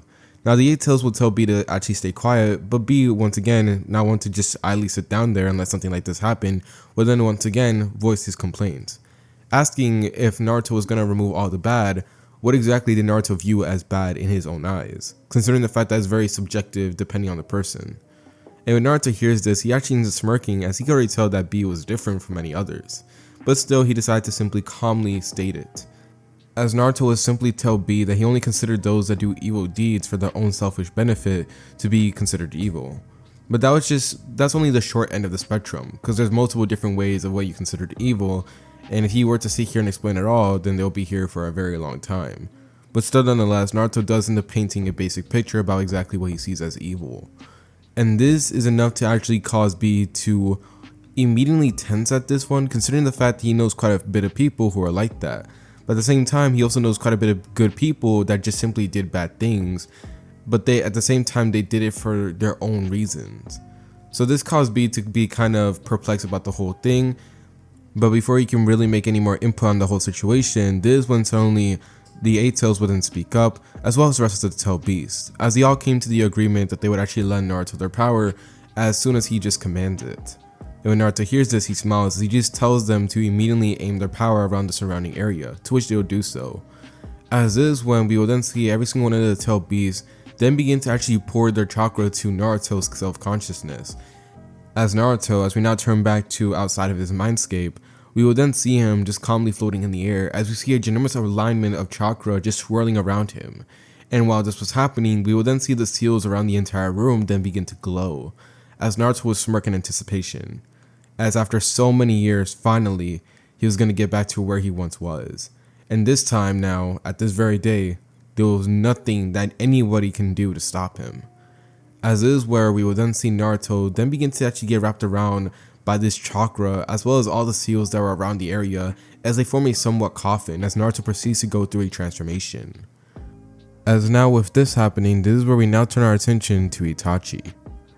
Now turning to Itachi, we will see him currently right now held up in a cell, as he will be calmly just sitting there not moving at all, as he realized that it was pointless to escape. The main reason why is because of the fact that they sealed away his chakra as soon as they put him in this prison. There was really nothing he could do.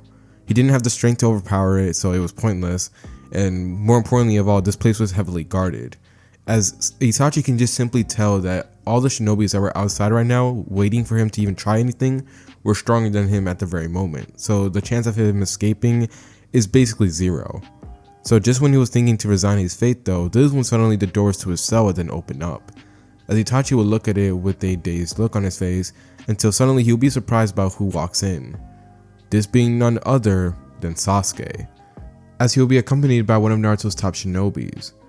Now when Itachi sees Sasuke, he would at first think that he was like just a hallucination, until suddenly he would then be sucker punched in the face by Sasuke, realizing that it was actually him. But now understanding that this was real and that Sasuke was right in front of him, this is when Itachi would then fully resign to his fate. As seeing Sasuke with his obviously 3 Tomoe Sharingan eyes glaring at him, to the point where Itachi could even see it shaping up to the manga kill, he fully believes that Sasuke was going to kill him right here, right now, as he would just simply allow him to do so, not as if he could stop him even if he wanted to. However, instead of actually going for the kill with Itachi, Sasuke would just be there beating the living crap out of him, cursing him out for everything, and Itachi, he wouldn't complain about it. He wouldn't win to really do anything, he just took the beating in great stride.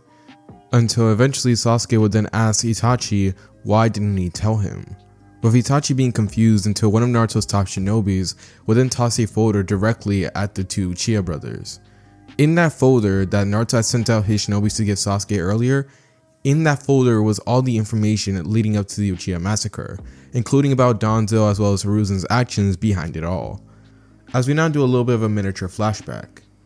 Cause you see, during the time when Naruto was actually hunting down the tailed beast, and also he sent out his top shinobis to deliver a message to Sasuke, Sasuke by this point had finally finished up the Chunin exams, and to his surprise, he wasn't allowed to become a Chunin, even though he did extremely good. Sasuke came in second place in the Chunin exams, as the only person he failed to beat, this being Rock Lee of course because of the 8 inner gates, but still nonetheless he put up a really good fight.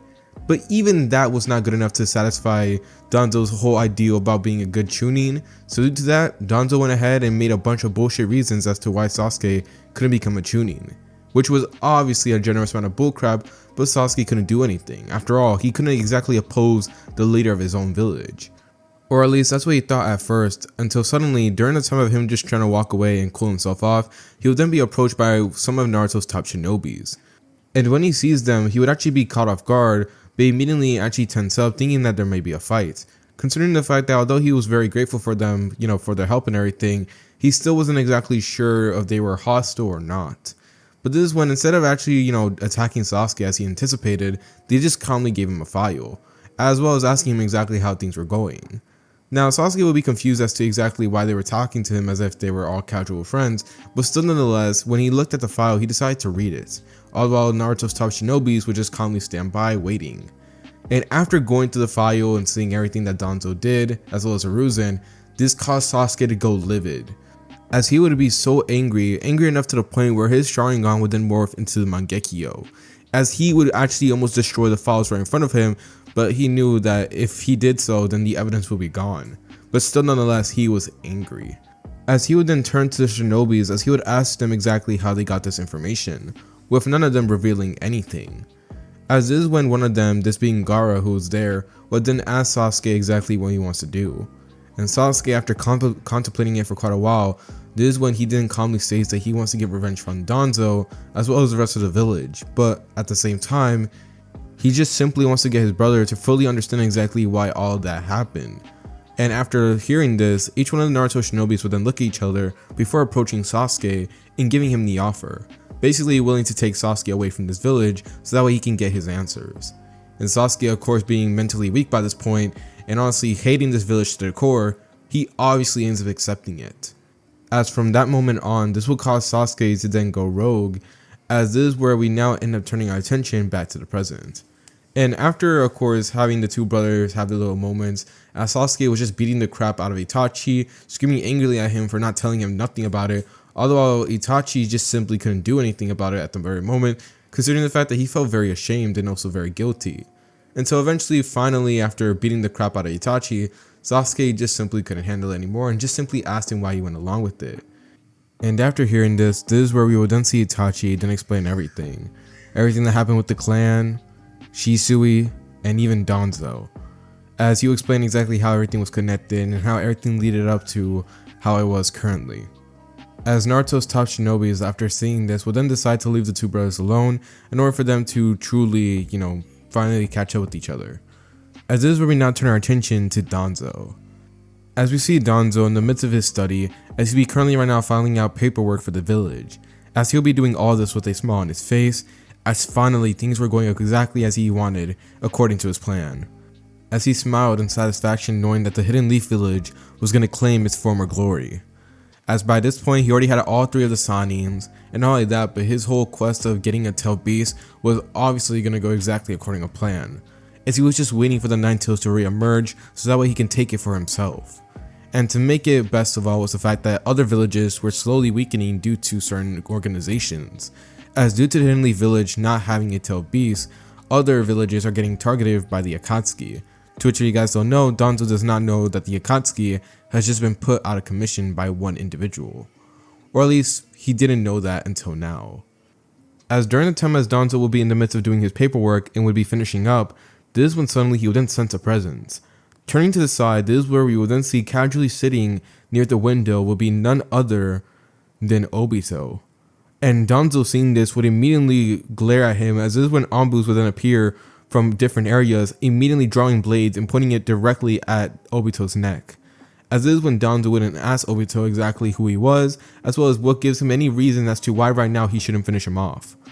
But Obito says nothing, as instead he just calmly phases through the blades, as this will cause all the Anbu to actually be very caught off guard by this, all while Danzo was trying to get a read on him since he doesn't understand exactly how he was able to do so until he saw the Sharingan. Now when he sees the Sharingan as it will be glowing from the mask, this will cause Danzo to immediately tense up, as his first thought would be Itachi, as he would then begin to actually talk and discuss about the deal until Obito would then intervene, stating that he's not Itachi, as instead he begins stating that he's someone who is a successor to a very old legend, as he basically begins to explain about how he is basically Madara Uchiha, or the successor to Madara Uchiha. And when Danzo heard this, he immediately glared, as this is when he would actually be prepared to reveal his secret weapon. But before he does so, this is when suddenly Obito would then raise a hand to stop him, telling him that he has no intentions of fighting him and actually explaining that there's something much bigger at hand. As this is where we now end up doing a miniature time skip.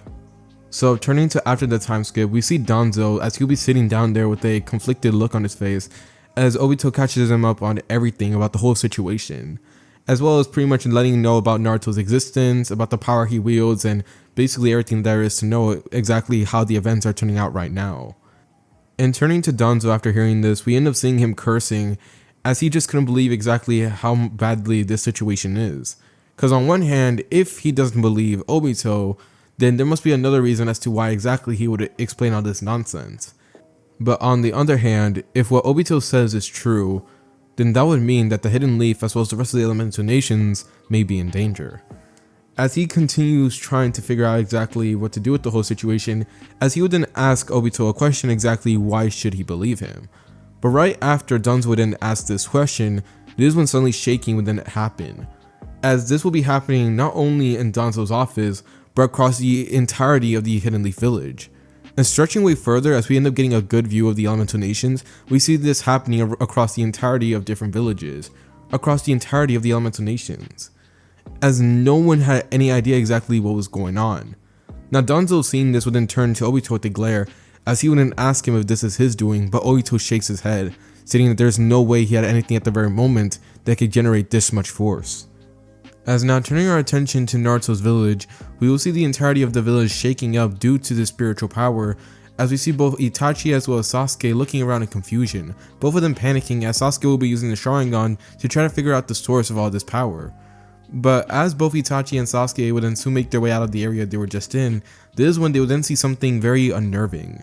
As all around we will see everyone that was inside this village begin chanting Yhwach's name, as they'll be chanting it over and over again, praising him, as they all are like looking as if some type of deity was now arriving.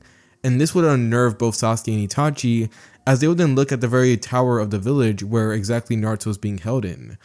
As inside the tower, we will then see Naruto as he'll be still in the coffin before finally it will then break apart. As we see cracks begin to form until eventually it will then shatter to pieces, as Naruto would then be revealed. As this is when he would then smirk as the magnitude of Naruto's power would then be released. As now, if you thought the pressure from before was really strong, this new pressure was on an entirely different level. As now, Naruto had nothing restraining him, and more importantly, he had no mortal body restraining him. As due to this, we will then see Naruto releasing this pressure all around, as by this point his spiritual pressure alone was causing actual change in the weather in the entire area of the elemental nations. Everyone was panicking. As now turning back to Danzo, we will see him as he once again pales from the pressure that was being released, as he will then turn to Obito asking him what exactly is his plan to deal with this. And Obito, being quiet for a moment, would then suddenly speak up, as he would then state in a very shaky tone that he knows certain individuals that could actually help them when it comes to this. And hearing this, Danzo would then look at Obito for a while, as this is where we now do another time skip. After finally releasing all that pressure, this is when we will then see Naruto actually walk out, as he would actually be walking through his own village, with many people falling down to their knees as they actually begin to tear up just by simply being in his presence, as they once again begin to worship Naruto in the very ground that he walks on, although both Sasuke and Itachi will be there watching him with impatient looks on their faces. But you can see that they're very thrown off guard at the very moment, and not only that, but they're actually very terrified. As Sasuke knew for sure that even with his Sharingan, or heck even with the Mangekyo, he would stand no chance, and Itachi would think the same thing. But luckily, however, Naruto, as soon as he turns his attention onto the Uchiha brothers, he just calmly ends up showing a smile, as he basically ends up commenting on all the things that they suffered through, and asks them calmly if they would like to align into bringing a much more peacefuler era into this world. And when they get this invitation, this is when, in a very unnerving manner, everyone that was there watching Naruto and crying and everything would then turn their crying eyes onto both Itachi and Sasuke, almost as if they were given a blessing. Now once again, this would unnerve the two Uchiha brothers, but after a while contemplating, this is when suddenly Itachi would then speak up, as he basically begins to go on a rant about his whole dreams and ambitions, as he would then look at Naruto asking him truly if he could actually do it. Now some villagers actually took offense to this one, but before they can actually start complaining, this is when Naruto would then calmly raise his hand, as he only just says one word: yes. And after hearing this, Itachi says nothing more, as this is when, in a very shocking manner to Sasuke at least, he would then bow his head, telling Naruto that he would gladly actually help him with this. And Sasuke, seeing his brother kneel down, would then suddenly do the same thing, as even though he doesn't really care too much about the other villages, and not only that, but also because of the fact that he hates the Hidden Leaf, but if Naruto is somehow some way able to actually fix all that, remove all the evilness, and actually truly bring peace to the era, especially with his power, then Sasuke would gladly be willing to follow him. And Naruto, after hearing this, will then smile, as well as the rest of the villagers, as they all begin to cheer, as this is when Naruto would then continue on walking with both Itachi as well as Sasuke following along with him, as well as Naruto's top shinobis. As this is when Naruto would then tell them that it's time for a new era to then begin, as this is where we now do another time skip. So picking up the story once again, after a total of 1 week has passed by, we see the elemental nations in complete shambles as they try to adjust to the situation, as all around many villages were getting attacked and ransacked by some unknown organization. And the very thing was, all this began happening the very day after that pressure was released, as this would cause many of the villages to be on guard, as many of their resources and many of their connections were getting wiped out, especially the shady ones, as many things being the fact like, certain substances getting, traveled out and everything, they were getting removed, or corrupt villages that had just basically a very inappropriate system that were getting taken down by just a group of individuals, which they still have not identified them. And due to all this happening, this will cause the very 4 villages, this being the Hidden Leaf, the Stone Village, the Cloud Village, and even the Sand Village, to have no choice but to have an emergency meeting. And if you're wondering exactly why the Mist Village wasn't involved, it was because of the fact that the Mist Village was actually thriving while these events were occurring. As after the war that happened with the Three Tails, they were immediately getting back their forces and actually building up their village. Is by this point, it was actually slowly but surely becoming stronger than even the Cloud Village and even the Stone Village, and possibly sooner or later down the line could potentially grow even stronger than the Hidden Leaf Village. So due to this, all 4 villages had no choice but to actually have a discussion about the events that were happening. As we now turn to the meeting. Now you see, we see every last one of them having a meeting as they try to discuss exactly what is the best way to deal with this, with Danzo actually bringing up Obito. With Obito, of course, using Kamui to enter the room, causing every Kage to tense up until Danzo would then give an explanation, stating as well as explaining about the whole situation that came with Naruto. Which yes, Danzo now knows Naruto's name, and that's mostly because of the fact that Obito was there during the time of the Nine Tails incident, so of course he knew about Naruto's name.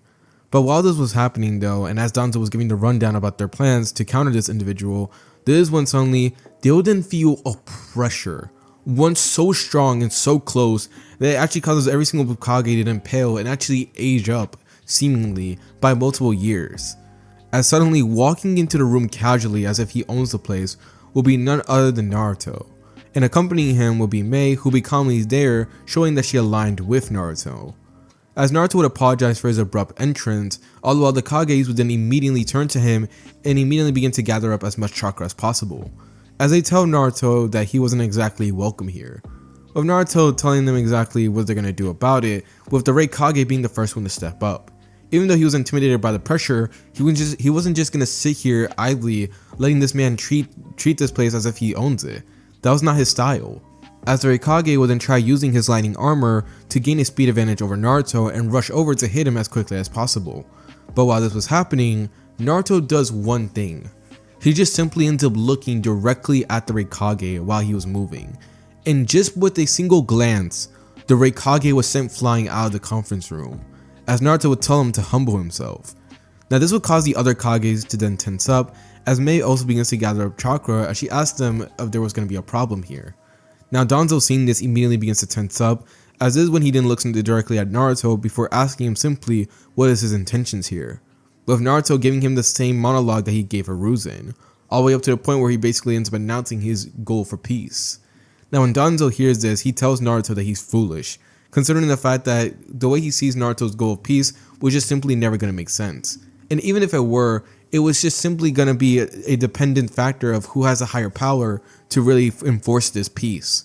And Danzo knew that if he was involved in this whole peaceful act and everything, that he would make sure to use everything in his power to make the Hidden Leaf the strongest village that there is during this time of so-called peace. And Naruto, after hearing this, would then smirk as he then calmly tells them that he was going to get it whether they like it or not, as this is what the world needed. And immediately after hearing this is when suddenly the rest of the Kages would then suddenly end up scuffling with Naruto, as we see Naruto face off against the Kages. And as well as also Mei, as she'll be there to actually help out Naruto, even though it's not needed. As I'm not gonna lie to you, the Kages get beaten up brutally, as there was just simply nothing in their arsenal that gave them the capability to stand up to Naruto, as every last one of them were taken down. It got so bad enough to the point where Danzo even tried to use his secret weapon, this being the Izanagi. But the thing is, Naruto saw it. He knew that it was coming. As right before Danzo even got the chance to activate the Izanagi, Naruto had somehow, some way, cut his arm right before he can even get a chance to release it. Now this would cause Danzo to immediately panic, as now his greatest resource was just taken away from him in an instant, as he would then try to find a way to escape until suddenly, just as it was about to seem as if it was about to be the end, this is when Obito would then save him at the nick of time, as he would then be kamui'd away into the different dimension, as Naruto would try to swing at him only for him to fail. Now Naruto, seeing that Danzo had escaped, instead of getting angry or feeling frustrated, he would actually end up smiling at this, as this only meant that he could enjoy himself just a little bit more. As after Mei would then finally end up taking care of the Stone Village's Kage, this is when she would then approach Naruto, asking what his next move is, with Naruto telling her very simply that peace can only come after a war is done, as he already knew exactly what is the next move here. As with that, we would then see Naruto as well as Mei then suddenly teleport out the area, all while the rest of the Kages have no choice but to retreat, considering the fact that they have taken quite a bit of fatal injuries from this one, to the point where they nearly died if it wasn't for the fact that Naruto and Mei showed them mercy, as they all knew exactly what was going to come next after these events. As now with that being said, this is where we now do another time skip. So by this point now, a full month has happened since Naruto's raid on the whole meeting that was happening. And by this point now, the villagers by this point had decided to make a temporary truce. They finally realized exactly who's the biggest threat here, and they realized that they need to take him on here and now. As with that, this is where we now turn our scenes to a very deserted area as we see multiple arrays of different shinobis from different villages all there as they wait in preparation for the arrival of the enemy. As you see, by this point the villagers have fully prepared for war, and although they still haven't gotten everything ready yet, they decided that it was better to actually build up on their forces now than give the enemy an opportunity to strike them while they're preparing. But as they were there wondering exactly when he was going to appear, this is when calmly they would then actually end up seeing someone arrive. But it wasn't the man that they were expecting. It was Gaara. And you see, with the arrival of Gaara, this would actually end up causing one of the members there to immediately gasp. This being none other than both Temari and Kankuro. They'll see Gaara as he'll be approaching as they immediately call out to him. As they would actually try to rushing out at Gaara, hoping to reach him and try to find out exactly what happened to their younger brother. But Gaara, seeing them, says nothing more, as this is when he would just calmly raise his hands up in the air, stating that this was all going to be for Naruto's goal. As with those thoughts in mind, this is where we will then see Gaara manipulate the entirety of the terrain that they were in, since it was a desert terrain with a lot of sand. As we see every last bit of the large amount of shinobis that arrived there then be taken down in an instant. As to both Temari and Kankuro had been one of the lucky few to avoid it, but still they were horrified to see just what their brother had accomplished. As for a second they think that the one toast was still there, but unaware to them was the fact that Gaara had no tailed beast chakra at all at the moment. This was his own pure power, his own strength. As this is when Gaara would then once again mutter that this was all for Naruto's goal, as he continues manipulating the terrain, as every single one of the shinobis there will be fighting for their life just trying to survive. And this will not be the only thing happening, as in different separate areas with different shinobi forces this will be happening. As in one area we will then see the entire area covered in frost, this being due to Haku, as he just calmly is stating the same thing as Gaara, stating that this was all for Naruto's goal. And in different areas throughout we will see similar things happening. As back in Konoha, this being where most of the main forces were there, we will see chaotic events happening over there as well. And while this was happening, we see Danzo as he'll be cursing, trying to formulate a plan as he asks Obito if he has any idea exactly what they should do. With Obito finally getting an idea, as he had finally gathered the very thing that they needed. As he'll be discussing everything with the Orochimaru, with Orochimaru after hearing this and after finding out the idea, deciding to agree to it. As with that, this is where we will then see Orochimaru then do the hand signs for the reanimation jutsu. As now turning our attention back to the outside of the Hidden Leaf Village, we will see many of their top shinobis getting taken down in an instant, with only a few of them standing. But just as it seems as if things were now hopeless, as we see many of the shinobis try their best to stay strong, this is when suddenly a new pressure was then set in. Not one as strong as the one that Naruto released, but one that was definitely strong in its own rights. As this is when suddenly they will then see a coffin then rise from the top of one of the Hokage monuments, as this is when suddenly stepping out from the coffin will be none other than Madara Uchiha. This was Obito's last and final trump card, as he knew that there was no way currently for he himself to actually take down Naruto, but who better to take him on than the ghost of the Uchiha, as we will see Madara just calmly standing over the entirety of the Hidden Leaf Village as he wonders what was going on until suddenly Obito would then arrive.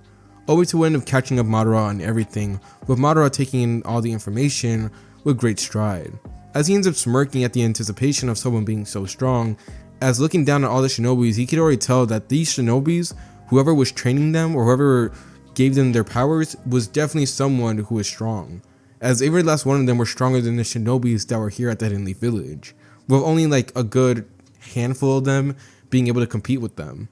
But still nonetheless, none of them compared to Madara.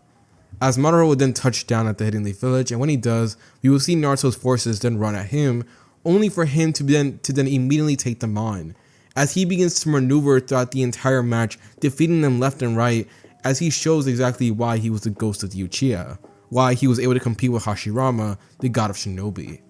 And speaking about Hashirama, we see Orochimaru as he was now finishing the process of bringing back the Kages, as we now see the first Hokage, the second Hokage, Hiruzen, I'm not even gonna call him Kage, he does not deserve that title, and Minato, as every last one of them would end up arriving in good fashion, as he actually ended up getting cashed up by Danzo about the whole situation. Now Hiruzen was disgusted to know that Danzo was elected Hokage, but he realized that there was really no other choice of the matter. And more importantly, there was much more bigger things to focus on, this being the fact that Naruto had run rampant. Now, when Danzo finds out that Hiruzen knew about Naruto, he immediately gets angry, questioning him exactly why he didn't give the information away, to which Hiruzen ends up giving him the basic explanation. As he knew about Naruto's potential, he knew how deadly he was going to be, so he thought that the best way to deal with Naruto would be just to steal him away. Now this will cause all the Kages to look at Hiruzen in shock, with Minato getting angry as he ends up cursing out Hiruzen, reminding him that Naruto was his son. And Hiruzen hearing this actually feels quite a bit of guilt, but unfortunately right now they had no time to argue about this. As after realizing exactly what type of threat Naruto was, considering the fact that all the chaos that was happening was really because of him, this would cause all the Kages to then act. As every last one of them would then exit out of the room that they were once in, as they decide to help out Madara when it comes to taking on Naruto's forces. Now Madara would be there as he finally finished up quite a large portion of them, but once the other Kages arrived, unfortunately Naruto's forces couldn't stand up to him. And just as it seems as if finally things were going to go their way, as the Hidden Leaf Village would then cheer, this is when suddenly a pressure would then release. As you see currently right now, turning back to Naruto's village, we see him just calmly sitting on his throne, as he'll be there taking some deep breaths, as he'll just be taking in the entire sensation. He can feel everything that was happening. He could see everything that was happening. And currently right now, he'll be sensing the arrival of the Kages as he ends up smirking in anticipation. He gets up as he immediately begins to stretch a little bit, preparing himself for the battle that was about to come, as this is when, again, one of Naruto's villagers would approach him, asking him if he needed any assistance. But Naruto just calmly tells them to leave the rest up to him, as after all, this was his battle. As with that, this is where we will then see Naruto then disappear, as we now turn our attention back to the Hidden Leaf Village. Turning back to the village, this is where we will then see all the Kages catching up, and more precisely both Hashirama and Madara, as Madara couldn't believe that he was actually fighting along with Hashirama as they once did in old times, while Hashirama not believing it either but secretly being happy about it, considering the fact that in one point in history he did consider Madara a friend. And Madara, although he wouldn't admit it, he considered him the same thing. But unfortunately, as this was going on and as they were enjoying their time, this is when suddenly they would then sense a pressure, this pressure being way greater than all of them. Now this would cause the Kages to tense, with Madara smirking in anticipation, as he never felt a pressure just like this.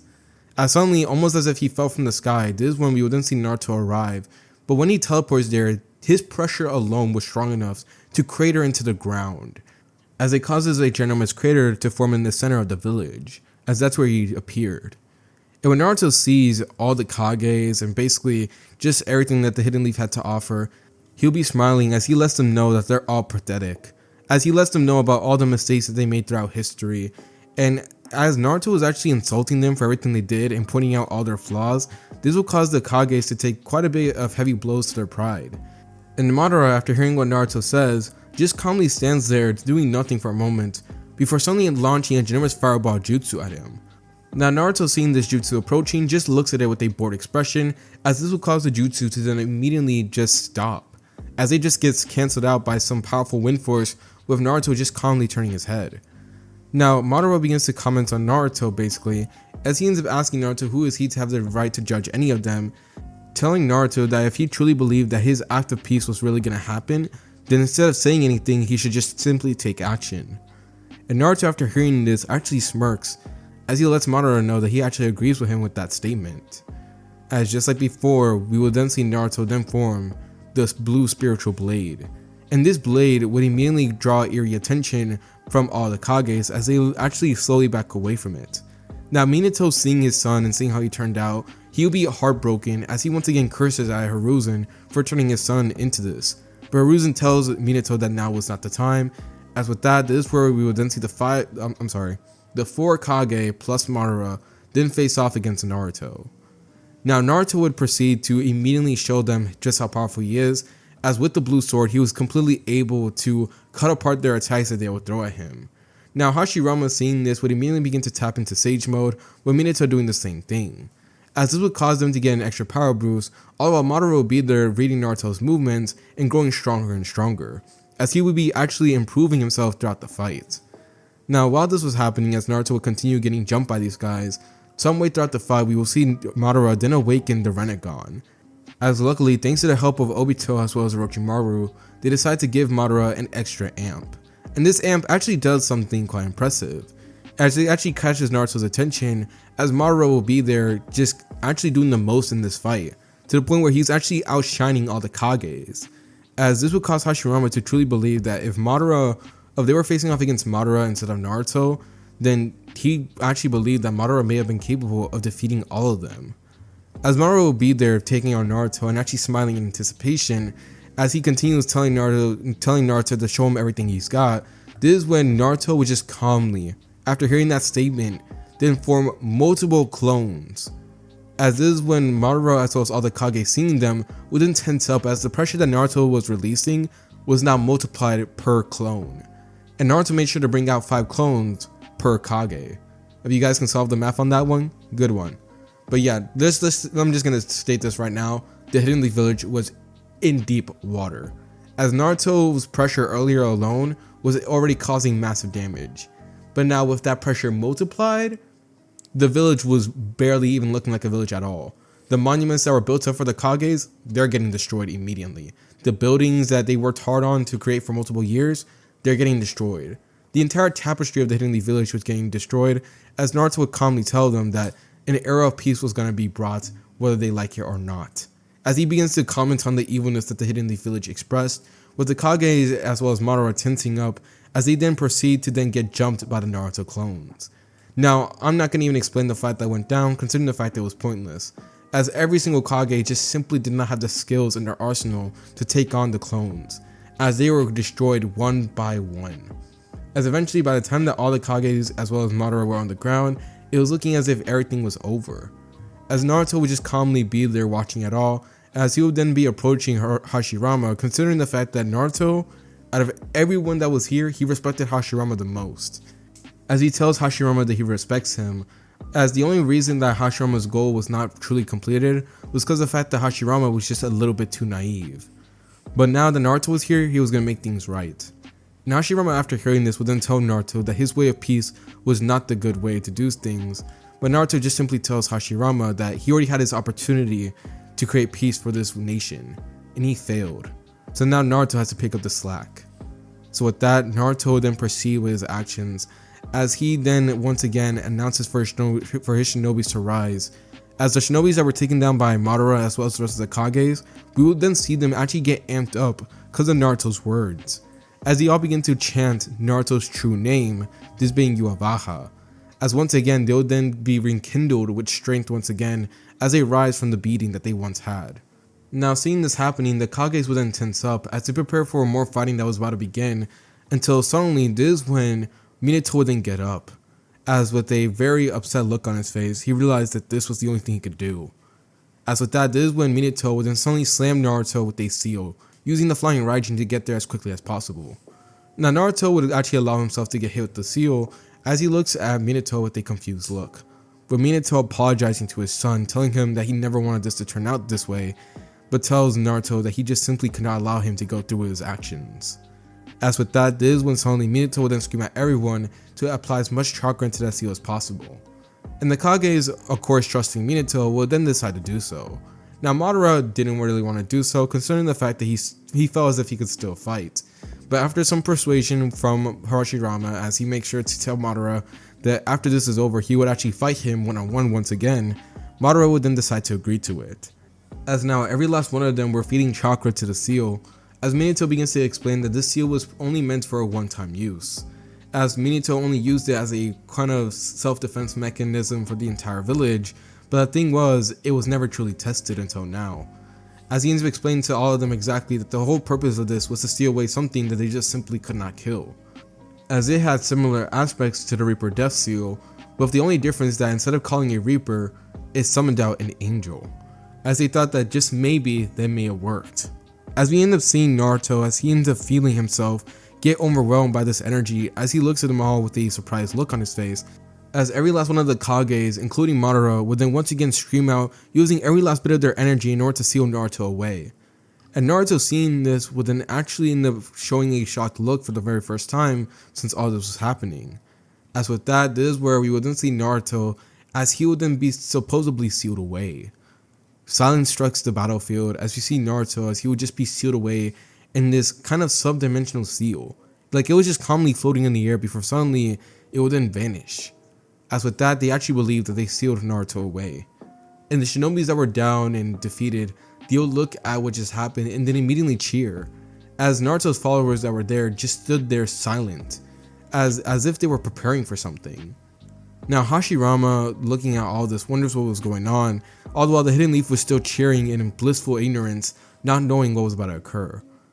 As just as everyone was thinking that they finally won, this is when suddenly cracks begin to form. As literal cracks were happening in the air, as suddenly they would then hear the sound of glass shattering. And the pressure from before was now once again there, but now it was so overwhelming to the point where by this point they just fell unconscious. They couldn't handle it anymore. As we see Naruto as he'll be using the power of the Almighty. He begins laughing at the Kages, telling them that they truly amused him. Like he couldn't actually believe that they actually thought of using angels in their seals. But then this is when he then calmly tells them that this was the end.